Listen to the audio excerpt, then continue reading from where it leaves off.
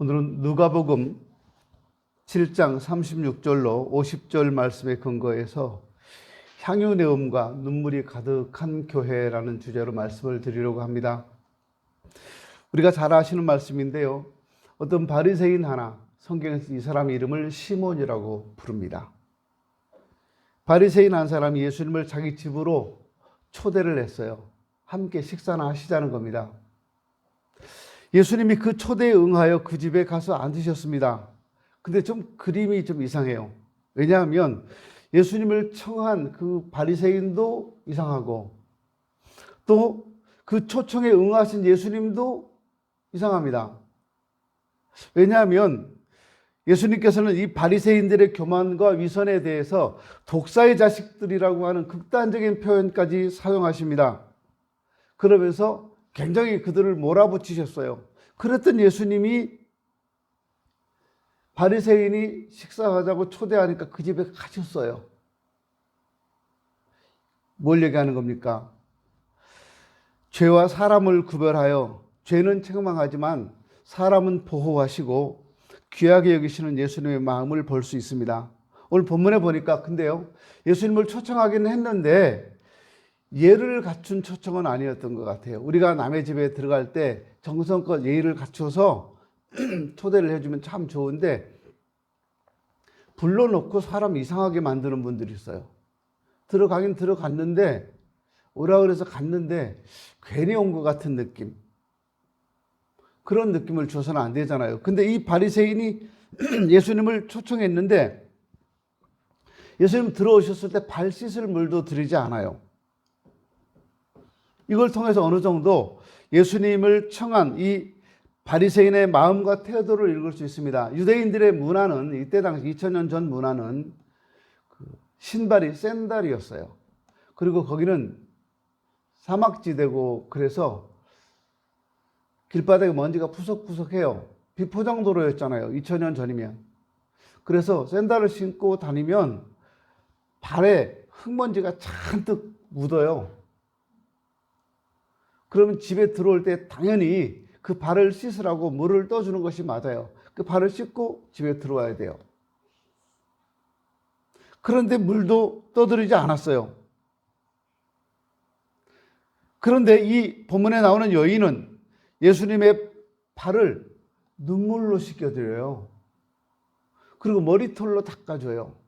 그리고 그 발에 향유를 부어요. 오늘 본문을 우리가 읽으면서 한번 이런 생각을 해봤으면 좋겠습니다. 나는 여기 성경에 나오는 바리새인 같은 사람인가 아니면 눈물로 예수님의 발을 씻기던 여인 같은 사람인가? 우리는 예수님께 발 씻을 물도 잘 떠드리지 않는 수준으로 예수를 믿는 사람인가? 아니면 눈물로 예수님의 발을 씻고 귀한 옥합의 향유로 예수님께 부어드리는 수준으로 예수를 믿는 사람인가? 나는 어느 부류인가? 생각해보자는 겁니다. 예수님을 귀하게 여기지 않으면 바리새인 같은 신앙생활을 할 수밖에 없는 거예요. 예수님을 귀하게 여기는 사람이 여기 성경에 나오는 여인 같은 신앙생활을 할 수 있는 거예요. 예수님께 향유를 쏟아 부은 여인은 동네에서 죄를 지은 여인이라고 본문에 기록이 되고 있습니다. 그 뜻은 아마 온 동네 사람들이 그가 지은 죄를 다 알 만큼 죄가 크고 죄가 많다라는 뜻일 겁니다. 온 동네 사람들이 다 아는 죄인인데 선지자라고 하시는 예수님만 모르시는 것 같아서 예수님을 초청한 바리새인은 어떻게 선지자라고 하면서 자기 발을 씻는 여인이 죄인이라는 사실도 모르고 저렇게 가만히 계실까? 이런 의심도 했어요. 그런데 예수님은 그 자리에 참석한 모든 사람이 읽지 못했던 그 바리새인의 속마음을 읽으시고 500데나리온 탕감받은 사람과 50데나리온 탕감받은 사람이 이야기를 하십니다.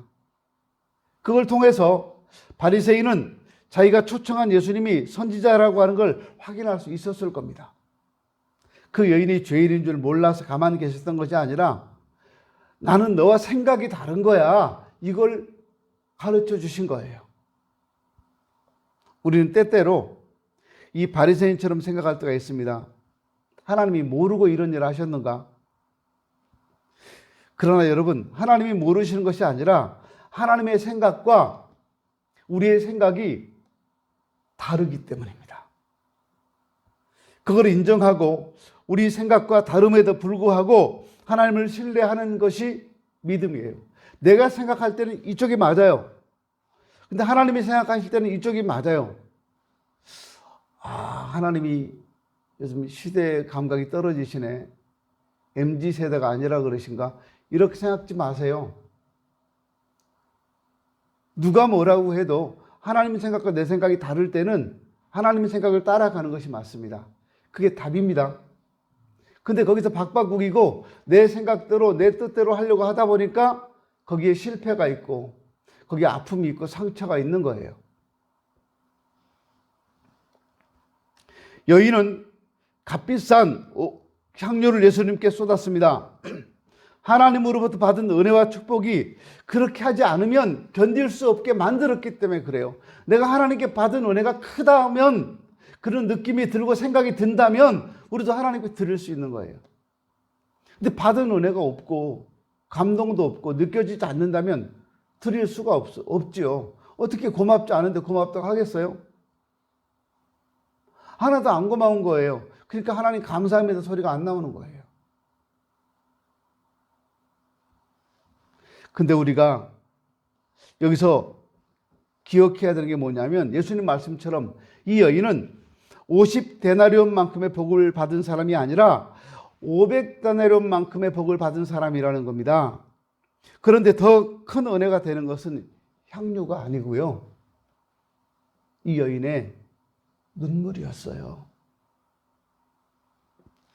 얼마만큼의 눈물을 흘려야 그것으로 예수님의 발을 씻겨드릴 수 있었을까 한번 생각해 보세요. 이 여인의 눈물은 참 감동적이었어요. 예수님의 발을 씻어드린 여인의 눈물, 무슨 은혜가 그렇게 많아 눈물로 발을 씻을 수 있었을까요?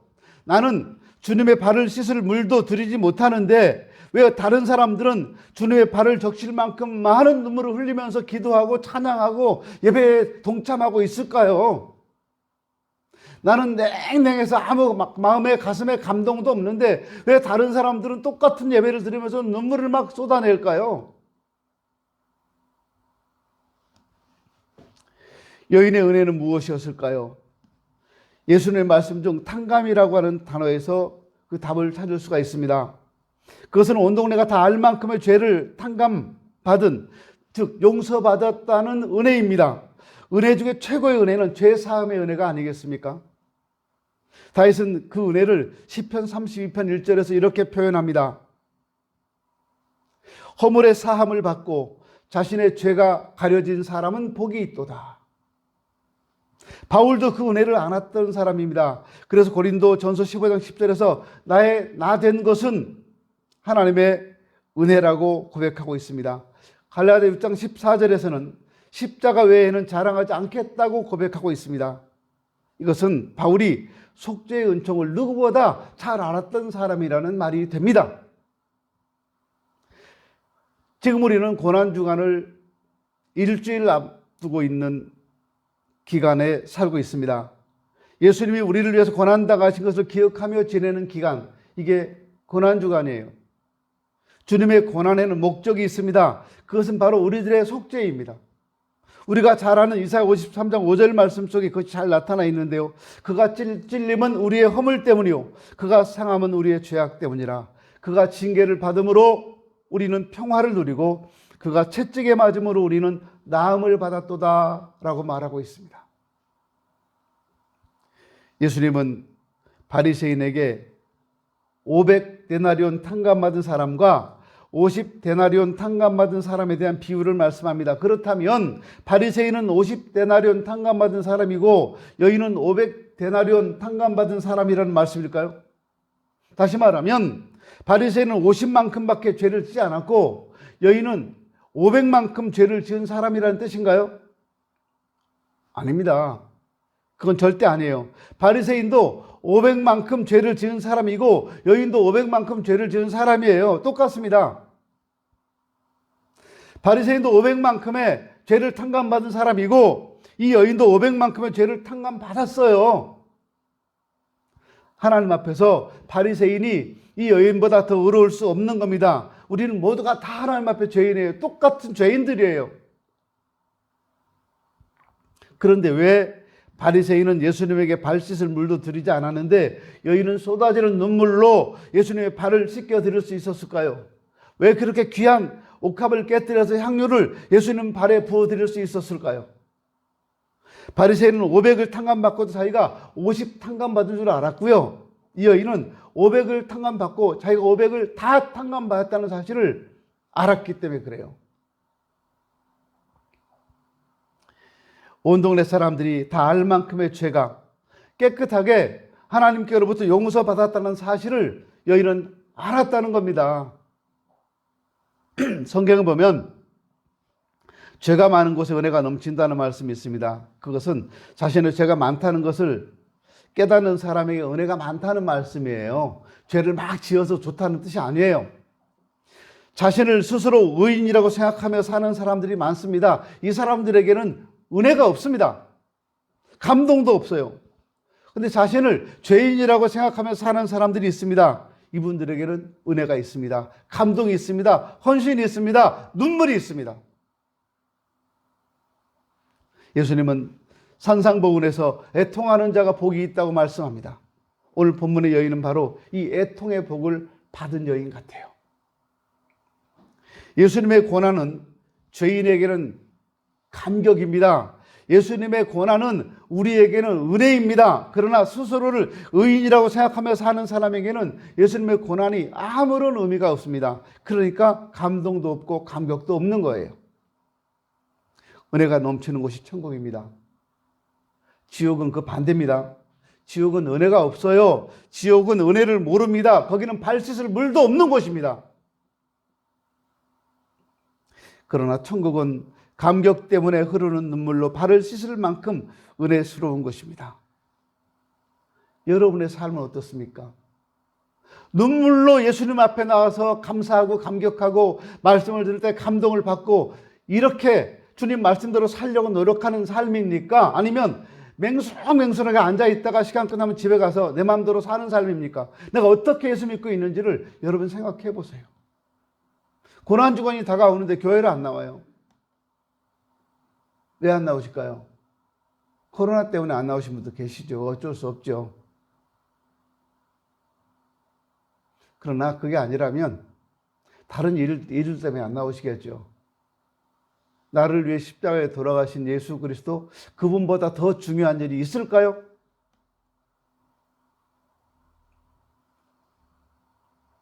(1991년) 이거 제가 어떤 책에서 읽었던 건데 감동이 돼서 가져와 봤습니다. 1991년 중국 심양의 서탑교회라는 교회가 건축을 하고 있었습니다. 출석 교인이 약 700명 정도 됐었는데요. 예배당 건축을 앞두고 교인들이 열심히 건축 헌금을 하고 있었습니다. 그때 700명 교인이 약 70만 엔 위안에 70만 위안 정도를 헌금했다고 합니다. 그것은 그때 700명 교인이 평균 연봉이었다고 합니다. 700명 연봉을 드린 것과 같은 거예요. 50명 교인이면 50명 연봉이 들어있는 것과 마찬가지라는 겁니다. 100명이면 100명 연봉이 들어온 거예요. 헌금으로. 굉장한 거죠. 우리 교회라면 제가 생각할 때요. 대략 연봉을 4천, 5천 잡았을 때 15억 정도? 건축업만 들어온 것과 마찬가지예요.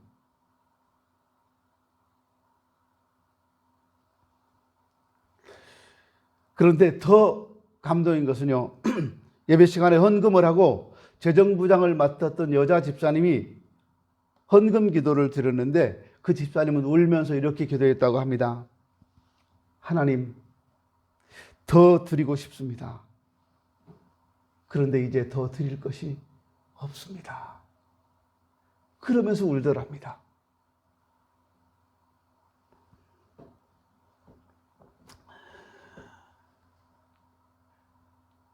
통합측이긴 합니다만 서울의 영락교회가 예배당을 건축할 때 있었던 일합니다. 이 영락교회는 대부분 다 피난 내려온 피난민들이 출석하는 교회, 피난민 교회였습니다.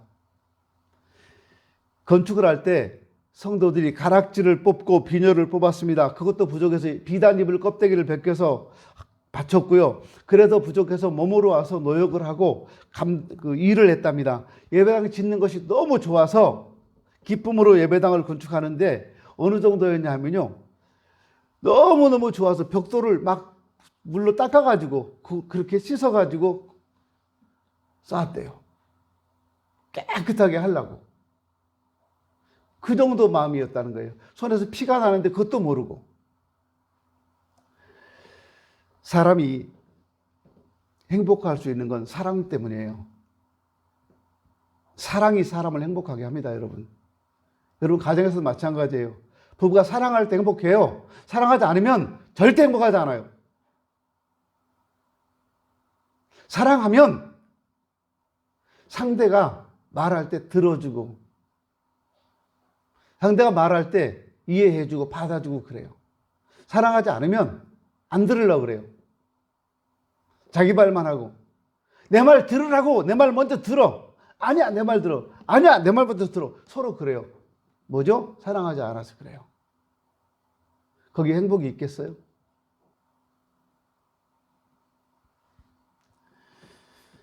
사랑만이 사람을 행복하게 할 수 있는 겁니다. 사랑이 식어가면 행복이 식어가는 거예요. 행복이 상실되는 거예요.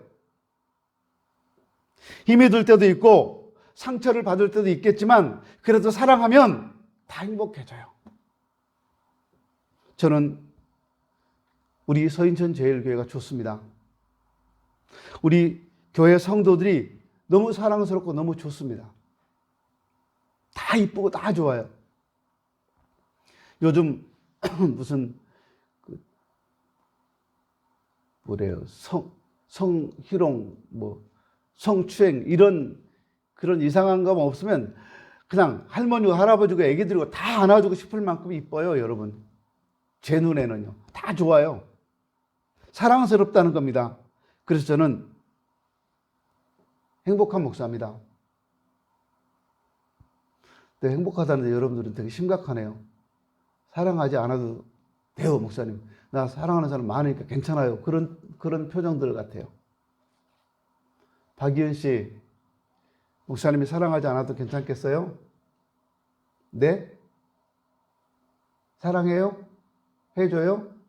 네. 우리 박이은 씨는 팬이 굉장히 많더라고요. 제가 아는 저랑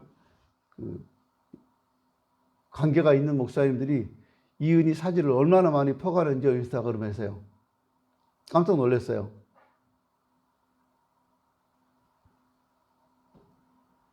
저는 아무 때나 사랑이라는 말을 쓰고 싶지 않아요. 적어도 옥합을 깨뜨려서 향유를 쏟아 부을 수 있을 때 사랑한다고 말할 수 있어야 하는 겁니다. 사랑하지도 않으면서 사랑한다고 빈말로 말잔치.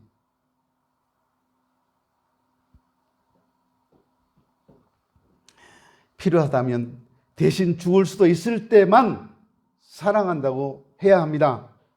그런 면에서 저는 교회를 사랑하는 거 맞고 저는 여러분을 사랑하는 거 맞습니다.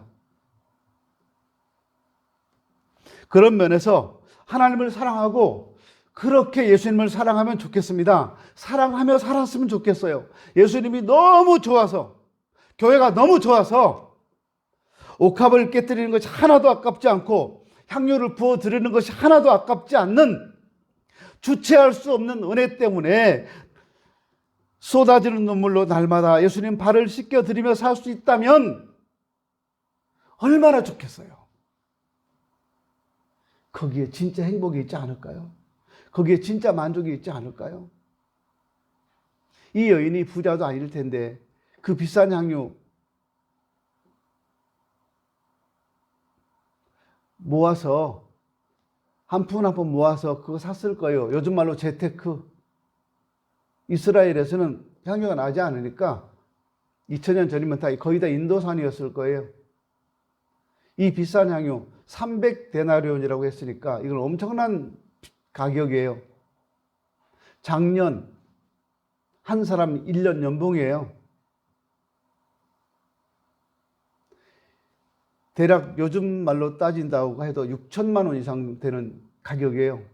그거를 깨뜨려서 예수님께 부어드렸어요. 그냥 합은 놔두고 향유만 부어드려도 되는데 그 합을 깨뜨렸어요. 옥합을. 안 아까운 거예요. 제가 무슨 말 하려고 그런지 아세요? 할머니, 할아버지들이요. 자녀들이 주시는 용돈 5만 원씩, 10만 원씩 주시는 거, 드리는 거 받아서 꼭 모아요. 그 돈이 얼마나 귀한 돈이겠어요. 그렇게 모은 돈을 손자, 손녀가 오면 주셔요. 아깝지 않게. 2달씩, 3달씩 모은 돈을, 1년씩 모은 돈을 손자, 손녀한테 주셔요. 안 아까운 거예요. 더 주시고 싶은 거예요. 없어서 못 주시는 거예요. 주시면서 얼마나 행복할까요?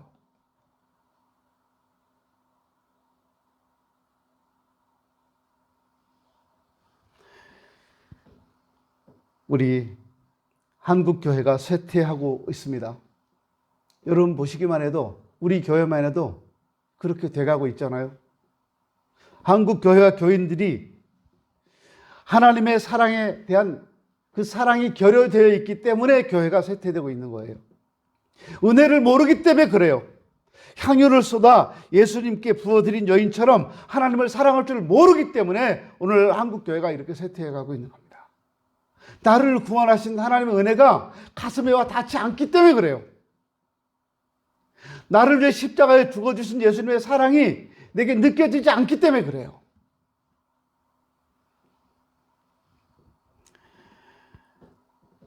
이 여인처럼 하나님을 사랑할 줄 모르기 때문에 그래요. 예수님은 여인에게 평안을 명령하셨습니다. 평안은 천국을 의미합니다. 여인은 그날 그 믿음 때문에 땅에 살면서도 천국을 사는 복을 받았습니다. 저는 사랑하는 우리 서인천 제일교회 모든 성도님들이 다 이런 복을 받았으면 좋겠습니다. 우리 이 땅에 살지만 천국을 누리며 사는 분들이 되었으면 좋겠습니다. 그래서 예배 때마다 여인 같은 마음으로 예배 드리는 성도들이 되었으면 좋겠고요. 그로 인해서 우리 교회가 향유 냄새가 가득한 교회, 주 앞에 드리는 감사의 눈물이 강을 이루는 교회, 우리 교회가 그런 교회가 되었으면 좋겠습니다. 사랑하는 여러분, 예배 때마다 오늘 본문에 나오는 여인의 눈물이 있기를 바랍니다. 귀한 옥합의 향유를 쏟아 부어도 아깝지 않을, 그렇게 하지 않고는 견딜 수 없는 은혜와 감격을 달라고 기도할 수 있기를 바랍니다. 그래서 우리 교회에서 드려지는 모든 예배가 향기로운 예배가 되고 우리의 눈에서는 주님을 향한 그 감격으로 눈물이 흐르는 그런 복된 성도들이 되었으면 좋겠습니다. 기도합니다.